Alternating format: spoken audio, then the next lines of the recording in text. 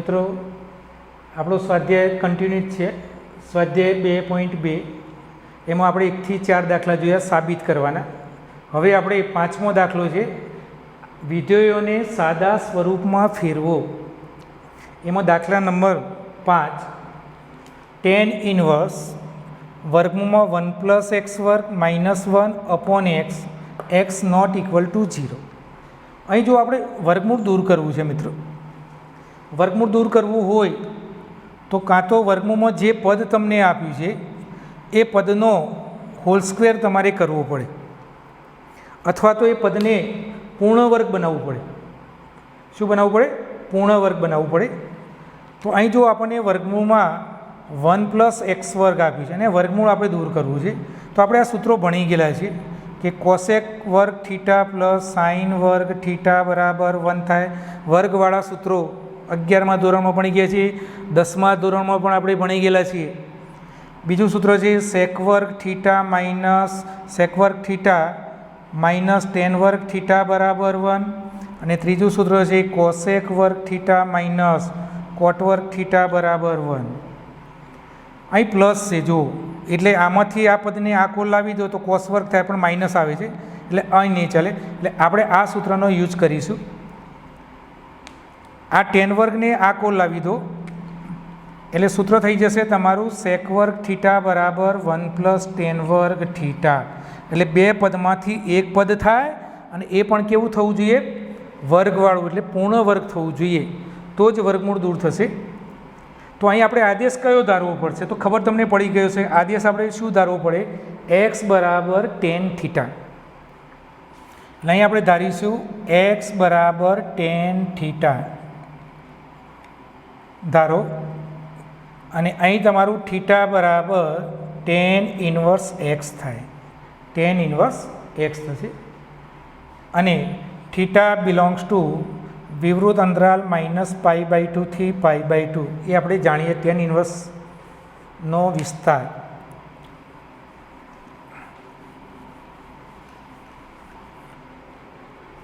હવે આપણે લઈ લઈએ પદ ટેન ઇન્વર્સ વર્ગમૂળમાં 1 + x વર્ગ -1/x। ચલો, જ્યાં તમને x દેખાય ત્યાં ટેન થીટા મૂકી દો, એટલે ટેન ઇન્વર્સ વર્ગમૂળમાં 1 + ટેન વર્ગ થીટા -1/ટેન થીટા થશે। હાલ આપણે ચર્ચા કરીએ એ પ્રમાણે 1 + ટેન વર્ગ એટલે સેક વર્ગ થશે, એટલે ટેન ઇન્વર્સ અહીં આવી જશે વર્ગમૂળમાં સેક વર્ગ થીટા -1/ટેન થીટા। અહીં આપણે વર્ગ અને વર્ગમૂળ કાઢી નાખીએ છીએ એટલે માનાંક લાગે, એટલે અહીં તમારું ટેન ઇન્વર્સ માનાંકમાં સેક થીટા -1/ટેન થીટા। હવે માનાંક ક્યારે થાય? તો આપણે ભણી ગયેલા છે કે માનાંકમાં x બરાબર x ક્યારે થાય અને -x ક્યારે થાય? x > 0, x < 0। માનાંકની અંદર જે પદ છે એ જો ધન હોય તો બરાબર તે લખાશે। તો સેક ત્રિકોણમિતિય વિધેયમાં ચરમ પ્રમાણે જવું જોઈએ। તો અહીં તમે જોઈ શકો છો કે -θ π/2 થી π/2 છે, એટલે આ થશે પહેલું અને ચોથું ચરણ। પહેલા અને ચોથા ચરણમાં સેક થીટા કેવો છે? ધન છે, એટલે સેક થીટા બરાબર સેક થીટા એ તમારો ધન થશે, એટલે સેક થીટા બરાબર આપણે સેક થીટા લખી શકીએ છીએ।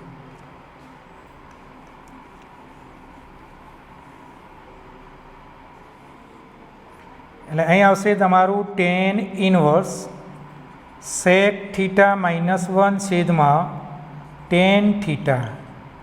આપણે સૂત્ર શું બનાવવું છે? આપણે આ બનાવવું છે કે ટેન ઇન્વર્સ ટેન x બરાબર x થાય, આવું આપણે બનાવવું છે। તો અંદર આપણે ટેન લાવવા પ્રયત્ન કરવાનો છે।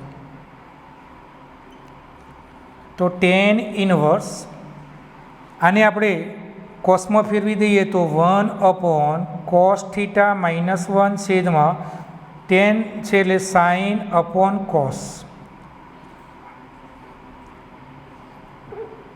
ચલો અહીં લસા લઈ લઈએ એટલે કોસ થીટા અહીં આવી જશે અને આ લસા કોસ થીટા અને આ કોસ થીટા નીકળી જશે.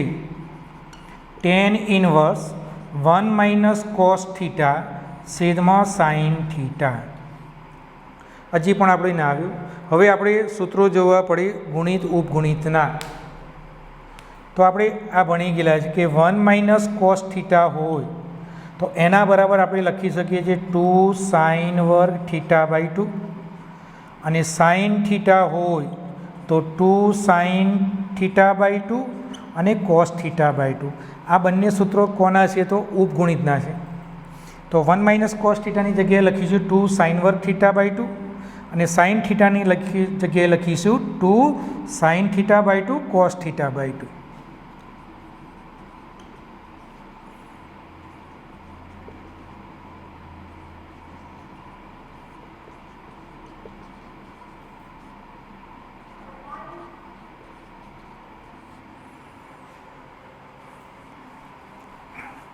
તો અહીં જો 2 2 ઉડી ગયા, અહીં એક સાઇન ઘટી જશે તો તમારી પાસે વધ્યું શું સાઇન અપોન કોસ વધે.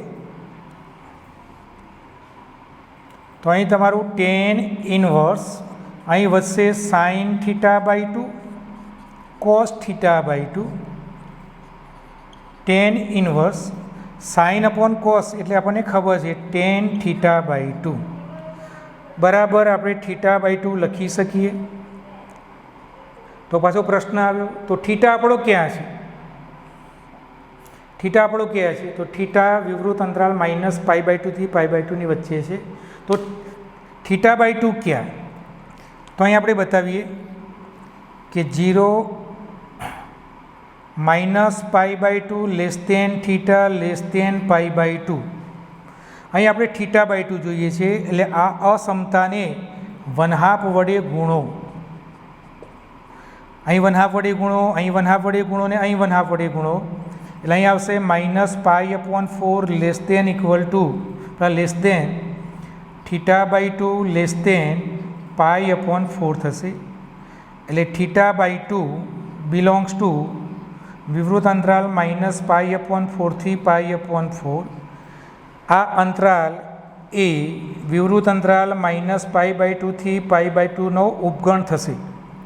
એટલે તમારે આ આપણો માઇનસ પાઈ બાય 2 થી પાઈ બાય 2 ટેન ઇનવર્સનો વિસ્તાર છે આટલો આવશે. તો અહીં તમારું પાઈ અપોન 4 આવશે, અહીં માઇનસ પાઈ અપોન 4 આવશે એટલે આટલો અંતરાલ તમારો આવશે. તો આ અંતરાલ માઇનસ પાઈ બાય 2 થી પાઈ બાય 2માં આવી જાય છે એટલે એનો ઉપગણ થશે. એટલે આપણે થીટા બાય 2 લખી શકીએ છીએ આ સૂત્ર પ્રમાણે, કારણ કે એક્સ બિલોંગ્સ ટુ વિવૃત અંતરાલ માઇનસ પાઈ બાય 2 થી પાઈ બાય 2માં કિંમત આવવી જોઈએ. ચલો થીટા બરાબર તમે શું ધાર્યું છે? તો થીટા બરાબર આપણે શું મૂકી શકીએ છીએ? તો થીટા બરાબર આપણે ટેન ઇનવર્સ એક્સ મૂકી શકીએ છીએ. એટલે 1/2 ટેન ઇનવર્સ એક્સ થશે.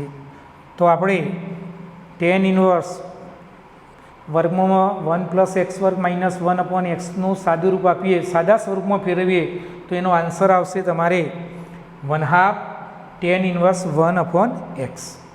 દાખલામાં બધી શરતો બતાવવા પ્રયત્ન કરવાનો. આ કંઈ બતાવવાની જરૂર નથી, આ તો આપણે માત્ર સમજ માટે જ છે.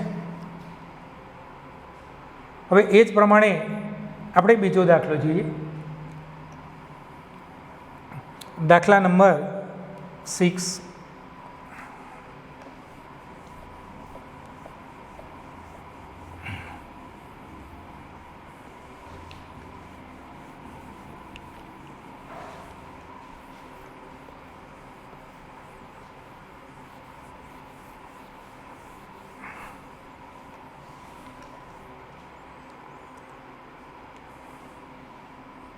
છઠ્ઠો દાખલો છે કે ટેન ઇનવર્સ 1/વર્ગમૂળમાં 1 માઇનસ એક્સ વર્ગ.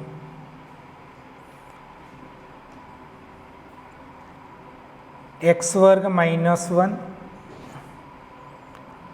માનાંકમાં એક્સ ગ્રેટર દેન 1 છે.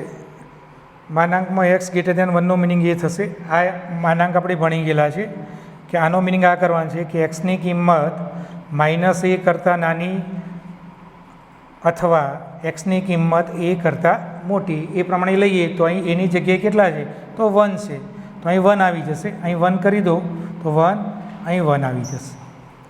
એ આપણે જાણીએ છીએ. હવે જો ફરીથી પાછું વર્ગમૂળ આવ્યું તો અહીં પણ આપણે આદેશ ધારી લઈએ કે x બરાબર sec ઇન્વર્સ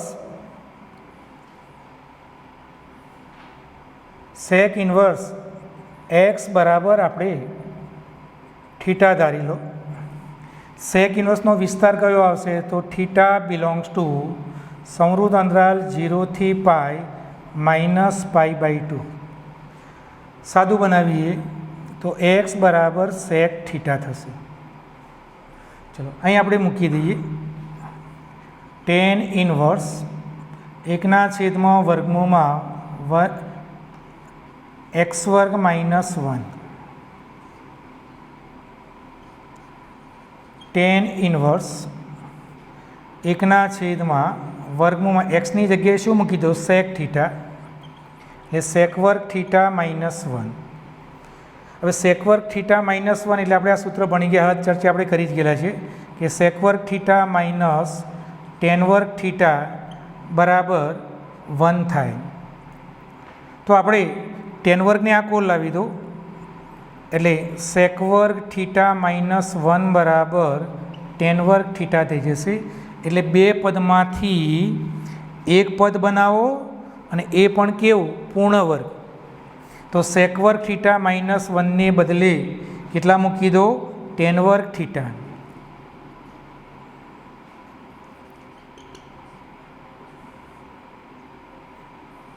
એટલે અહીં આવી જશે tan² થીટા. વર્ગ અને વર્ગમૂળ કાઢી નાખો એટલે tan ઇન્વર્સ 1/tan થીટા આવશે. ચલો 1/tan થીટા તો એનું વ્યસ્ત શું થઈ જશે cot થીટા.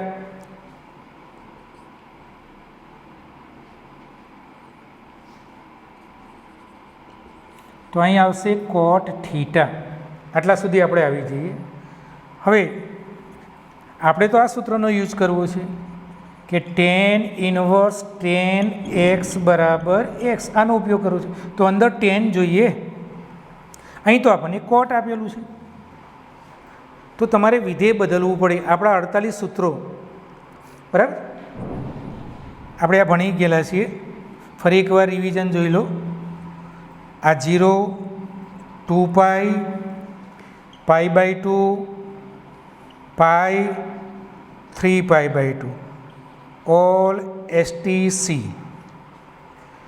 પહેલું ચરણ એટલે π/2 માઇનસ થીટા. થીટા આપણે આમ લઈએ છીએ ઘડિયાળના કાંટાને ગતિની વિરુદ્ધ દિશામાં. પહેલા ચરણમાં તમારું 2π પ્લસ થીટા 2 આવશે. અહીં આવશે π/2 પ્લસ થીટા, π માઇનસ થીટા. અહીં આવશે π પ્લસ થીટા, 3π/2 માઇનસ થીટા. અહીં આવશે 3π/2 પ્લસ થીટા અને 2π માઇનસ થીટા. બરાબર આપણે ભણી જ ગયેલા છીએ. હવે તમારે કોઈ પણ આના સૂત્રો બનાવવા હોય તો દાખલા તરીકે આવું સૂત્ર છે આપણી પાસે કે sin π/2 માઇનસ થીટા બરાબર આપણે શું લખી શકીએ. તો પહેલાં π/2 માઇનસ થીટાનું ચરણ નક્કી કરવું પડે. આ પ્રથમ ચરણ છે, બીજું છે, આ ત્રીજું છે અને આ ચોથું છે. તો π/2 માઇનસ થીટા ક્યાં છે તો અહીં છે. તો પ્રથમ ચરણ, આ ચરણ પ્રથમ થઈ ગયું. એની આગળ કયું વિધેય છે એનું તમારે સિંગ બદલવું પડે, ચિહ્ન. તો કયું વિધેય સાઇન. પહેલું ચરણ છે વિધેય સાઇન છે. પહેલા ચરણમાં બધા વિધેય કેવા ધન, એટલે અહીં આપણે પ્લસ લખવું પડે પણ પ્લસ આપણે લખતા નથી. ત્યાર પછી તમારે શું જોવાનું છે, તમારે અહીં જોવાનું છે. અહીં શું આપેલું છે, 4 આઇટમ આપેલી હશે, 4 વસ્તુ π/2 અથવા 3π/2 અથવા π અથવા 2π. આ 4માંથી કોઈ એક વસ્તુ હશે એ તમારે ચકાસવાનું. જો π/2 અને 3π/2 માંથી હોય, આ બેમાંથી કોઈ એક હોય તો યાદ રાખો વિધેય બદલાય. કેવી રીતે બદલવાનું કે સાઇન હોય તો કોસ થાય, અને કોસ હોય તો સાઇન થાય, ટેન હોય તો કોટ થાય, અને કોટ હોય તો ટેન થાય, સેક હોય તો કોસેક થાય, અને કોસેક હોય તો સેક થાય. આ રીતે તમારે વિધેય બદલો. પાઈ અને 2π હોય તો યાદ રાખો વિધેય ન બદલાય. જે વિધેય છે એને અહીં તમારે લખવાનું છે. બરાબર. તો અહીં જો π/2 છે, અહીં સાઇન વિધેય છે, એટલે વિધેય તમારું શું થશે? બદલાશે. બરાબર. એટલે અહીં શું આવે? કોસ. અને અહીં જે પણ સંખ્યા હોય અહીં લખી દો થીટા. ચલો એવું સૂત્ર આપણે અહીં બનાવવું છે. તો અહીં આપણે કોટ માટે બનાવીએ. તો જોઈ લો, અહીં આપણે લઈ લઈએ tan π/2 માઇનસ થીટા લઈ લો. ચલો આપણે ચર્ચા કરીએ પ્રમાણે પહેલાં ચરણ નક્કી કરી દો. એટલે પ્રથમ ચરણ, આગળ કયું વિધેય છે એનું ચિહ્ન બદલો. તો પ્રથમ ચરણમાં બધા જ વિધેય 6 વિધેય આપણા ધન, એટલે પ્લસ લખતા નથી. ચલો π/2 છે, π/2 હોય તો વિધેય બદલાય. તો આગળ કયું વિધેય છે? ટેન હોય તો કયું થશે? કોટ. અને અહીં થીટા. તો હવે આપણે આ કોટ થીટાની જગ્યાએ શું લખી શકીએ? tan π/2 માઇનસ થીટા આપણે લખી શકીએ છીએ.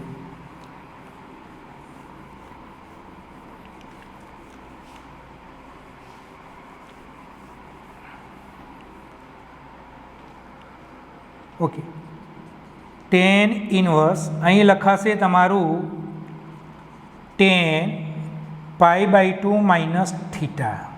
તો જો આ સૂત્ર આપણું આવી ગયું કે tan ઇન્વર્સ tan x બરાબર x. હવે x બરાબર x ક્યારે લખી શકાય? તો એનો મિનિંગ એ થયો π/2 માઇનસ થીટા એ તમારે tan ઇન્વર્સના વિસ્તારમાં આવતું હોવું જોઈએ. તો અહીં આપણે બરાબર π/2 માઇનસ થીટા લખી શકીએ છીએ. એ બતાવવું પડે કેવી રીતે. અહીં તમે જોઈ શકો છો. તો થીટા કોની વચ્ચે છે? તો 0 <= x, 0 <= થીટા <= π. ચલો હવે આપણે આ પદ ગોઠવવું છે. આ પદ આપણે અંદર ગોઠવવું છે. તો પહેલાં તમારે માઇનસ થીટા જો આમ રિવર્સ ગોઠવો. તો માઇનસ કરીએ એટલે અસમતા બદલાશે.